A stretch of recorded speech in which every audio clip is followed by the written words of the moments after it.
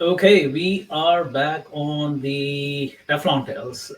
As usual, same time, Wednesdays at 5:30 p.m. Today, my guest is Andres Valdivieso. Did I pronounce the last name right, Andres? Yeah, it was right.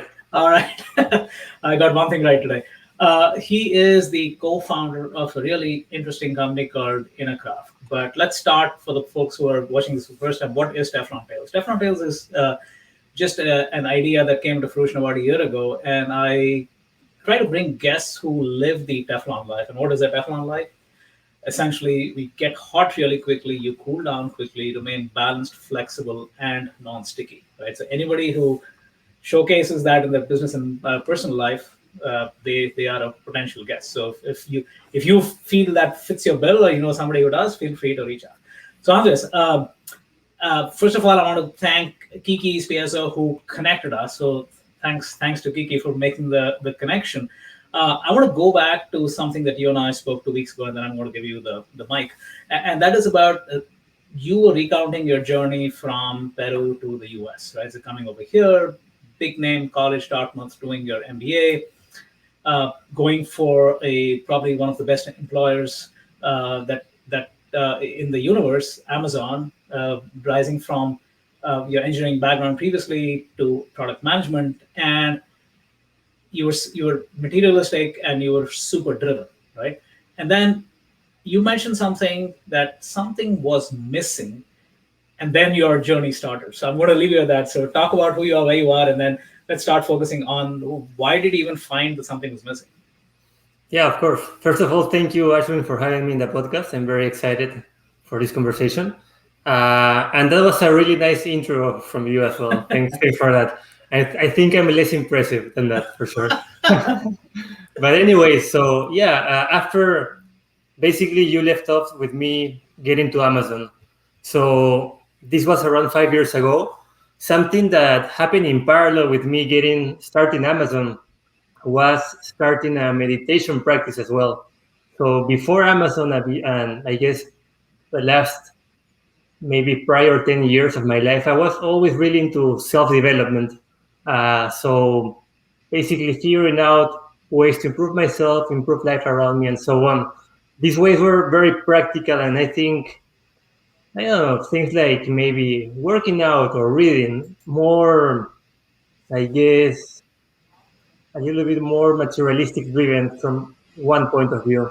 But meditation was something completely new for me.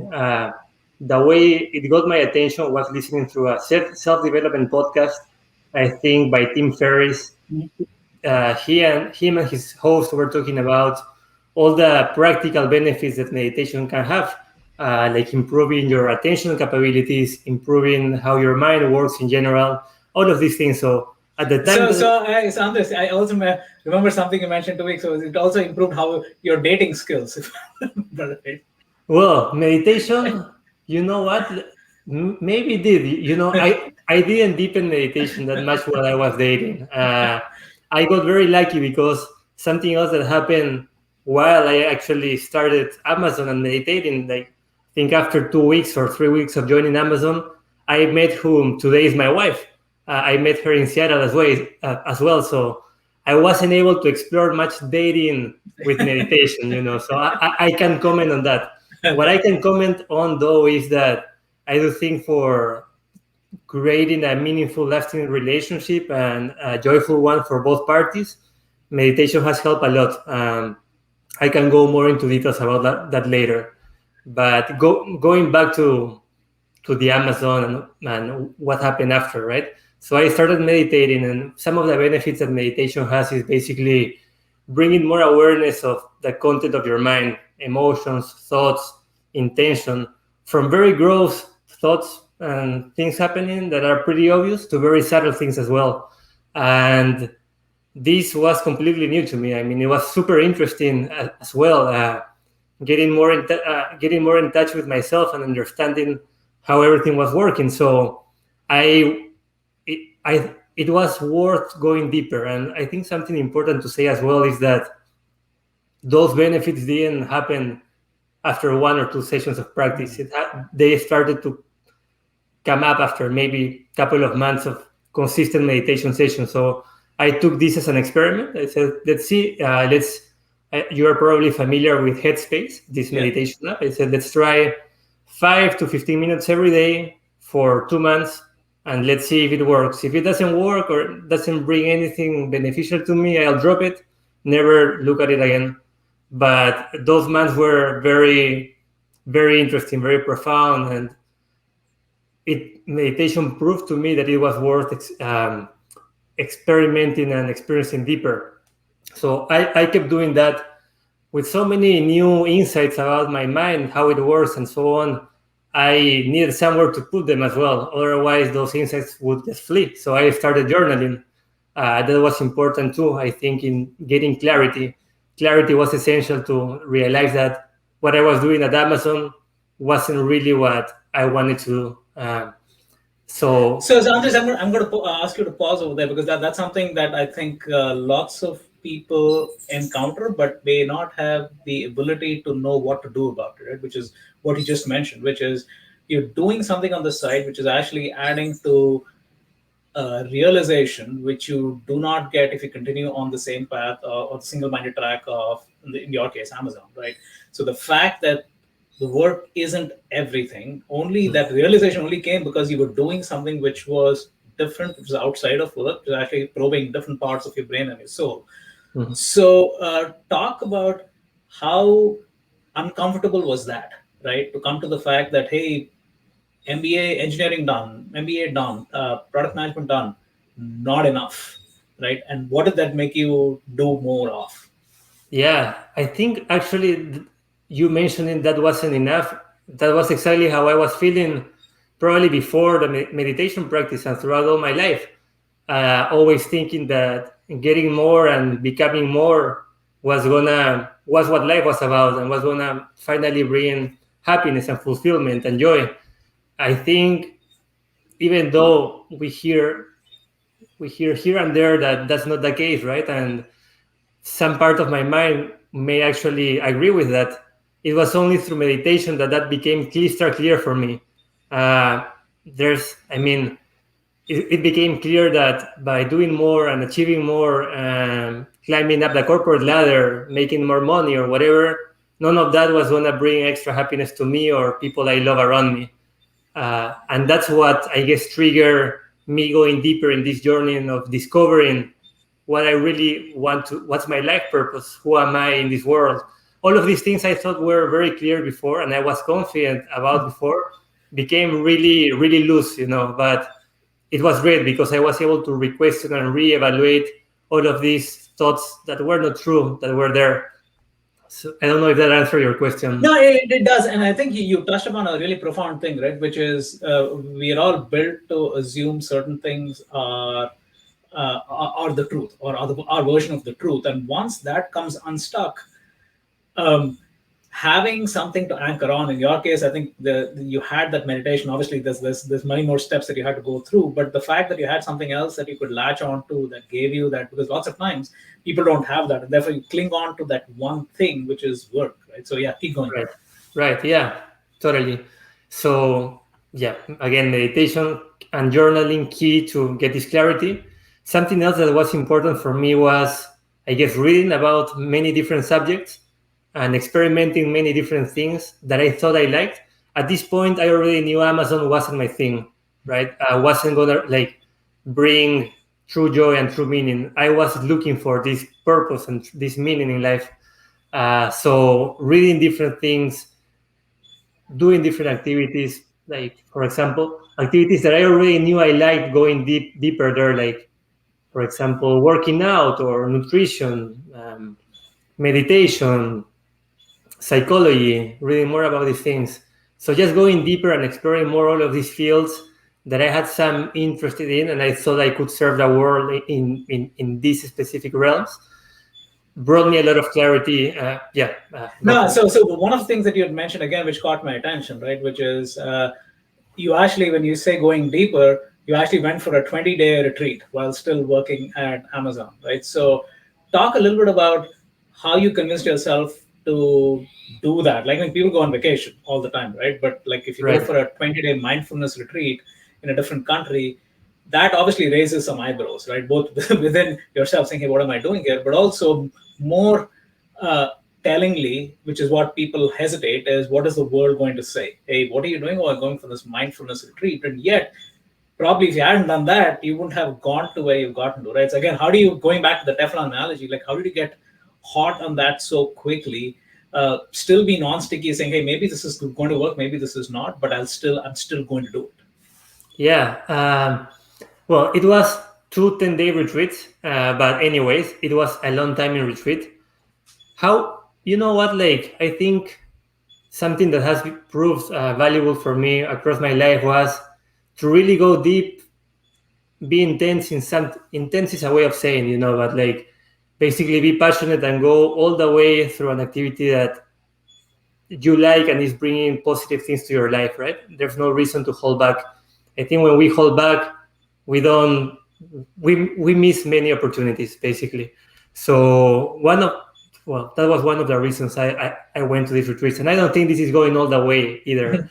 In going all the way would be maybe becoming a monk, which is something I still think about doing at some point. But maybe if life allows it, it's not necessarily going to happen. But anyways, those retreats were really, really profound in the way that, again, I think the word clarity is important. Clarity about who am I, why am I here for, what's my relationship with others, with the world, what am I good at, what do I enjoy doing, and all of these things. The retreats were very important for this. Yeah. Yeah, so continuing journey forward, right? One of the things that like if I look at you right now and look at a LinkedIn profile, which I did a few times today for getting on the call. So engineering, MBA, product management, and then inner craft, right? So that aspect of getting to inner craft and doing what you're doing today. But then when pandemic hit, there were other things that you experimented. Going back to the Teflon analogy, right? You got hot on a few things. You had to cool down. I'll let you fill the gaps in. And that is hard for people, especially quote unquote successful people on the outside saying, hey, what are you doing? Oh, I'm experimenting, right? And 3 months later, okay, that experiment didn't work, so trying something else. So talk about that journey over the last 12 to 18 months and how hard, what are the learnings along the way? Yeah, of course. I think it goes back like after quitting Amazon, I had some clarity on what I wanted to do, but it wasn't crystal clear yet. At that point, I was more clear in quitting Amazon than in exactly what I was going to do after. But I mean, Amazon allowed me to have a decent financial place to stand for a year or two before going back to the corporate world. So from that point, I wasn't fearing much. The fear was more around, like, what if I don't get, what if this fails and I am not able to get a job as good as this one? Like, for me, and I mean, Amazon was the best job by far I've ever gotten. And I mean, I was actually like pretty thankful about getting that job. So wasn't so easy to just throw it away or like move on without having something that I knew was going to be successful, right? But at the same time, just thinking more about it. So what if I lose 1 or 2 years of earning more money and climbing up the ladder that I don't care much about? Worst case, I go back to a job that maybe provides me a little bit less money, but it's more meaningful anyway. So I think establishing a solid foundation, both career-wise, having this degree from TAC, Dartmouth, having worked for 3 years at a company like Amazon in this job, all of these things provided some security that if everything fails, I'll probably be okay.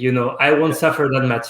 So I think that's important to clarify. I think if I would have been in a different situation, maybe a tougher situation from those point of views, I wouldn't have taken the risk so loosely. But I was lucky enough to be able to take the risk. So the first thing I did was a vegan protein bar. This was sort of exploring my passion between fitness, nutrition, and my love for animals, let's say, trying to make a good healthy product for the world that is environmentally friendly and that is sustainable and that is compassionate and all of this. when I started actually doing it after a couple, 3 months maybe, I started questioning actually the impact that would have on each individual that had my bar. Like there are pretty decent bars in the market, protein bars in the market.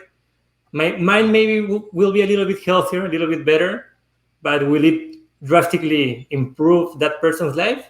Maybe not, right? And I guess that's what I was looking and going after, and I cared the most at that moment. Maybe not as well. So that idea wasn't so clear, but I didn't have any other idea. So I kept pushing for 3 months until this retreat happened, this psychedelic retreat. I went to Peru to do an ayahuasca retreat for 10 days. Ayahuasca is a psychedelic, basically comes from a bark of a tree in Peru, well, from a bark of an ayahuasca tree. Um, it has properties which allow you to go deep in yourself, to know yourself better. So let's say it's sort of a combination of an intensive meditation retreat with a psychotherapy session, maybe, or something like that.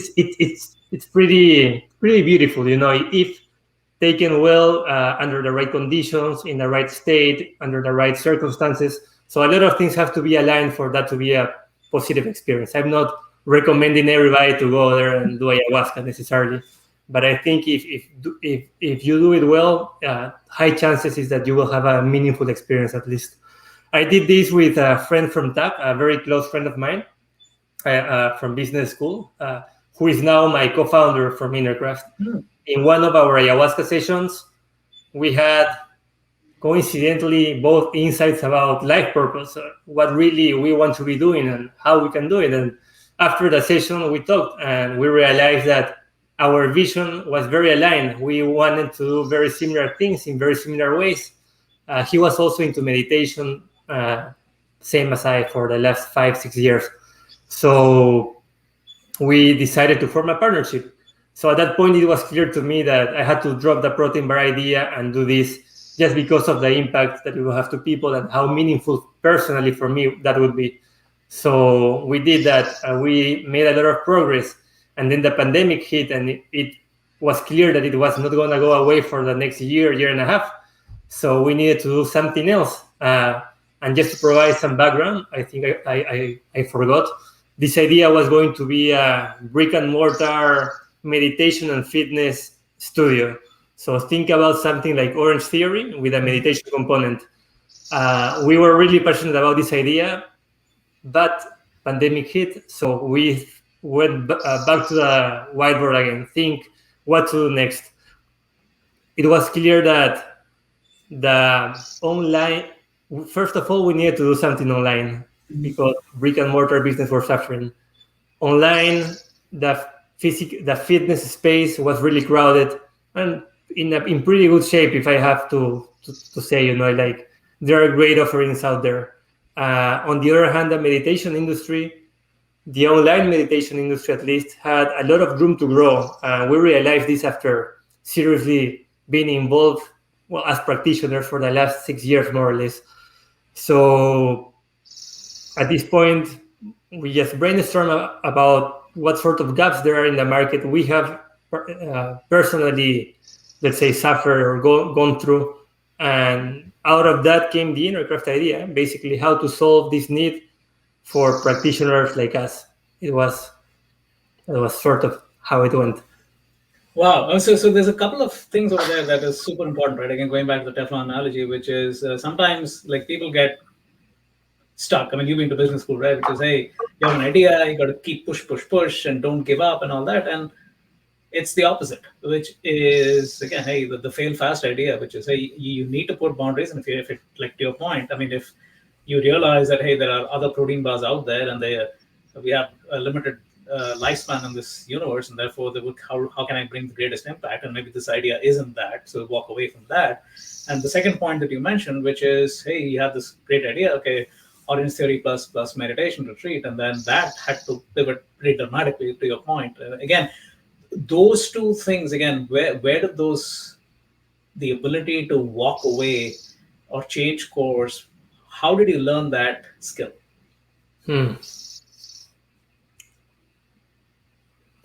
Changing courses. That's a good question. I haven't thought much about it, but because the theory that we've all been told is, hey, never give up or keep pushing and all that, and it's like, no. I mean, if the circumstances have changed, the data is telling you something different. And to your point, we've aligned with somebody that we came out of this powerful retreat, and he and I are aligned, and that's what I'm going to do, right? And I think the reason I kind of ask this for all my guests is because that is a hard thing to do. Going back to Teflon, is you get hot quickly, Yeah. but then you have to remain non-sticky so that you can start another one, right? And sometimes Yeah. you end up burning if you do too many things. Yeah. You know what? Like, I think confidence in failing and also confidence in that you will eventually be able to do it is important. And now thinking about it a little bit more, maybe it's something that right now I don't even think about it. I think it came from childhood probably, and just thinking, right? Maybe it came from my mom upbringing. My mom was always pushing me a lot, but pushing me in a way that I was able to achieve things through a lot of effort, basically. So push, push, push, achieve. You see, you can do it, and then that's for studies, for karate, or for different things that I was involved in. She was very, very driven always, and very well. I guess she sort of infuse that energy and mindset to me as well. So I think that may have something to do with it. You know, that I'm confident that if I put a lot of effort into something, it will probably work. But if it doesn't, something else will work. So that's one, I think. And the other one is just like, well, as I mentioned today, I do it automatically. I don't think much about it. It's like basically, if I get stuck or if I keep pushing, there will be suffering for me, maybe for others as well. So the best thing to do is to do the next thing, and probably that will overcome the issue and bring more joy and less suffering. So it's not so hard for me to at this point, I guess. Wow, yeah, that's profound, right? Because sometimes you kind of get so focused on push, push, push, which is really what yourself. And to your point, it's like, hey, by pushing, am I creating more suffering for the world and myself? And therefore, joy needs to surmount that. So, last question, right, which is something is, what advice do you have for folks who have been on a single track, right? And regardless of age, right? It's like, hey, this is what success is, this is what achievement is, and I'm on that track.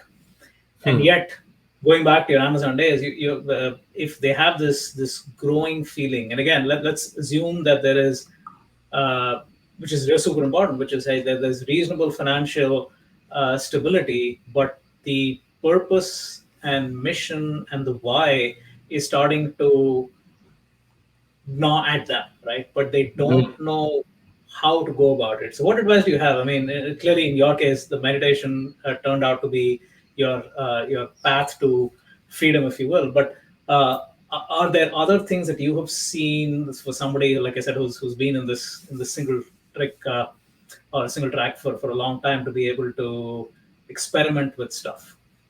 Yeah, experiment with stuff. You know, that first thing that comes to mind is for that person to ask himself or herself is that, how happy are you? How satisfied with your life are you? With the things you're doing, will they bring you more happiness? What exactly are you doing right now? Are you putting your effort, your time, your mind on? Will that, doing more of that, working more hours, climbing up the ladder, will that bring you and your family and your loved ones happiness? I mean, if it's yes, and they have balance, maybe there's no need, and they really love what they're doing, maybe there's no need to change. But if there's some doubt, I think it's worth exploration. And I mean, there are different tools for this sort of exploration. Meditation is one, you know, journaling is another one. Even just reading about different topics related to basically to psychology or meditation or all of these things are another way as well. Even doing a psychedelic retreat under the right conditions can bring you, open up your mind to different way of seeing. But overall, I would say that consistency is key in whatever you're doing. So the downside with psychedelics and these things is that it's a once on a time experience, and after that, there's nothing to sustain this new way of thinking, these new insights. So I think a consistent journaling practice or meditation practice, that could help. But it's hard though. I think it depends on the specific person and what the person is going through. Yeah, no, I think you brought up some really good points, right? Which is, I mean, everybody needs to figure out what their journaling, what their meditation looks like for them. And in some cases, it could be singing, some cases it could be community giving, some cases it's doing something else. But I think you're right. I think everybody needs to figure out his or her path. But it has, but your point, I think, which is super super critical, is understanding: are you happy? Right, I think that's the fundamental question, because sometimes you're right. I mean, it's like, hey, if you love your job, if you love the impact that it's bringing, why change? Because we have a short life and you're bringing. But on the other hand, being honest with yourself is, if you're not happy, or there could be something more, like the feeling that you had or I had early on, which is said, this probably isn't enough. Right? There's got to be more, and then being able to experiment. So again, thank you for your time, Anis. This is wonderful. Again, thanks, Kiki, for making the introduction, and looking forward to seeing successful in a craft, and clients of yours and customers of yours who find their own inner peace and joy. Awesome. Thank you so much, Ashwin.